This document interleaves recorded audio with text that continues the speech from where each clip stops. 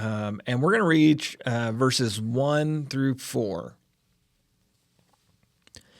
In the first year of Darius the Mede, I arose to be of assistance and a protection for him. And now I will tell you the truth. Behold, 3 more kings are going to arise in Persia. Then a fourth will gain far more riches than all of them, as soon as he becomes strong through his riches. He will stir up the entire empire against the realm of Greece. And a mighty king will arise, and he will rule with great authority and do as he pleases. But as soon as he has arisen, his kingdom will be broken up and parceled out toward the 4 points of the compass, though not to his own descendants, nor according to his authority which he wielded, because his sovereignty will be removed and given to others besides them. All right. So this angel was placed as an assistance and protection for Darius. I think this is very, very interesting. Mm-hmm. Okay. We've talked about Darius. Darius is the king who basically was deceived into creating the decree that threw Daniel into the lion's den, right? Right. Yeah. And he did because he had to, and then on the next day he was like joyful that he's like, Daniel, are you there? Yeah. He recognizes the power of God. He's better than King Nebuchadnezzar at this, but he is still maybe not what I would call a faithful follower of God. Right. Right. But he appreciates the value and what Daniel provides through the power of his God. Right. Right. He has respect for Daniel and Daniel's God, but he himself is not faithful to God as Daniel is. Right. And so this is an interesting thing that when you think about somebody like that, you say, okay, so this guy's not part of God's people. Mm-hmm. He's not one of the Jews. He's not from Israel. He's not a part of that kingdom. Mm-hmm. He's a part of his own kingdom. He's seeking his own power. He's seeking his own things, but he has respect for God.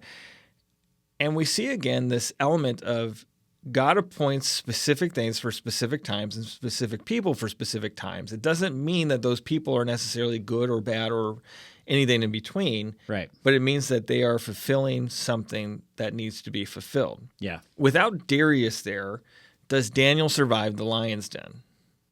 I mean, probably, because who shuts the mouth of the lion? It's not Darius, right? Yeah. But the story looks completely different in that sense, right? Maybe Daniel's not called on at all if it's not Nebuchadnezzar, if they're not doing these things, right? So there's all these things that God has set into motion, and he sends his angels to protect and assist a Gentile king who does not follow God's ways. Yeah. But he has a modicum of respect, right? I think that's interesting. I think that's something that we maybe need to consider when we talk about modern politics sometimes. Yeah, it says in several different places in the Bible that, those in charge are put there by God. Yeah. Paul writes about this a lot, and the other places we are to be in submit and obedience to our earthly rulers. Now, nothing that violates the will of God or the commands of God, but to be in submission and to obedience to those in power. Right. But God can say that and tell us that because he also knows that he's the one that puts him in power. Right. And he's the one who will judge him in the end. Right. Right. And so this also showcases the spiritual side of what Daniel has kind of been alluding to all along, which is that God establishes kings and does so for his purposes, right? So, so we're just seeing more of that theme here. Now, the angel says that there will be 4 more kings, and the last will be strong in riches, and he'll basically start something with Greece. He's going to get a little frisky and say, all right, let's take on the Greeks, right? Yeah. He's talking about King Xerxes. Right. Right. So during the reign of Xerxes, we see the setting for Esther. So again, we see some continuity with history here. And of course, we know who Xerxes is. Now, another great king will then arise with great authority who does as he pleases, and he's from Greece. This is Alexander the Great, right? Right. Alexander will triumph over the Persians, but his reign will end up being short, right? So he ends up dying, and when he dies, his kingdom gets divided into 4 different kingdoms, none of which are to given to his descendants. Yeah. Okay. And it's also interesting that he also did no harm to Jerusalem.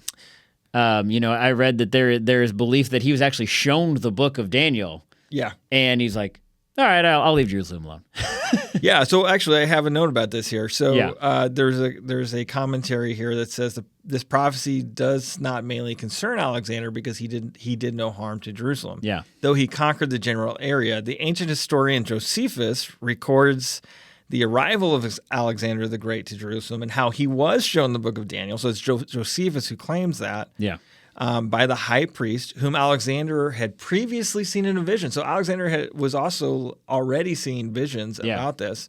And he was so impressed that he spared Jerusalem and granted it religious toleration. Mm-hmm. So when we start talking about the one who is opposing Israel and Jerusalem, it's not Alexander. Right. Right? Yeah. But Alexander does not last very long. Mm-hmm. And 4 different kings rise up, taking over his territories. Yeah, right. And as we go along through this, it's important. So this book is very historical. There's a lot of history that is to be prophesied in this chapter, and as we go through there, you will see like everything that was written in this that Daniel wrote in this exactly came true or lined up, and so it's so accurate that there are some scholars believe that this was actually faked.